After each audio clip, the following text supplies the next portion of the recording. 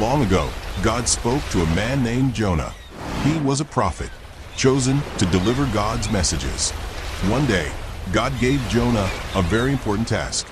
God said, "Go to the great city of Nineveh and tell the people to turn from their wicked ways." But Jonah didn't want to go. He knew Nineveh was full of people who did terrible things, and he didn't think they deserved God's mercy.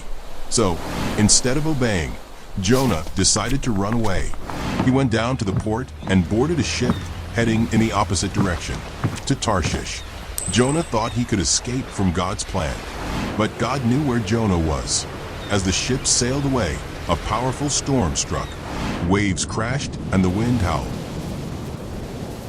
The sailors were terrified. They cried out to their own gods, desperate for help. But the storm only grew worse. One of the sailors found Jonah sleeping and shouted, "How can you sleep through this?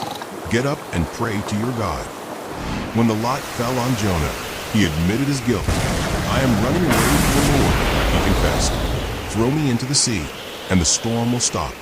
Reluctantly, the sailors threw Jonah into the raging sea. Immediately, the storm stopped, and the waters became calm. But Jonah didn't drown. God sent a great fish to swallow him whole. Inside the fish's belly, Jonah was alive, but trapped. For 3 days and nights, Jonah prayed. He cried out to God, admitting his disobedience and asking for forgiveness. Then, God commanded the fish to spit Jonah out onto dry land. Jonah was safe and grateful for a second chance. This time, Jonah obeyed God. He went to Nineveh and boldly proclaimed God's warning. In 40 days, Nineveh will be destroyed. To Jonah's surprise, the people listened. They repented and turned from their wicked ways. God saw their change of heart and chose to spare the city. Jonah struggled to understand why God showed mercy to such sinful people.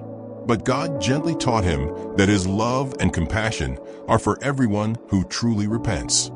Jonah's story reminds us that God is merciful and forgiving, even when we don't think others deserve it. And it teaches us that obedience to God's will is always the best choice, because his plans are greater than ours.